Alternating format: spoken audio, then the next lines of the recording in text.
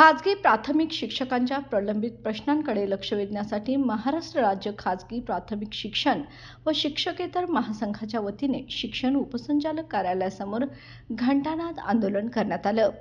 कोल्हापुरातील शिक्षण उपसंचालक कार्यालयासमोर हे घंटानाद आंदोलन करण्यात आलं। यावेळी जोरदार घोषणाबाजी करत व घंटा वाजवत सरकारला जागे करण्याचा प्रयत्न करण्यात आला। तर शिक्षण मंत्री दादा भुसे तसेच शिक्षण विभागातील वरिष्ठ अधिकारी व शिक्षण संघटना यांची तातडीची बैठक शिक्षण मंत्री यांच्या दालनात आयोजित करावी अशी मागणी करण्यात आली आहे।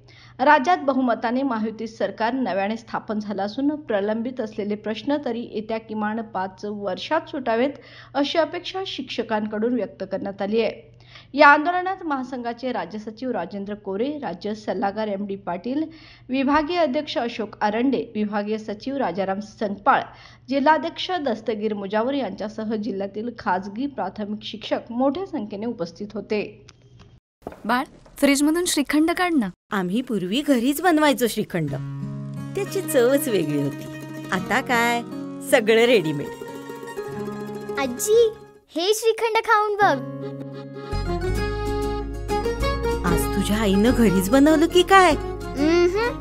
हे आहे गोकुळचं श्रीखंड। अगदी जिभेवर रेंगाळणार। जिभेवरच नाही तर मनावरही रेंगाळणार। गोकुळ श्रीखंड, मनावर रेंगाळणार।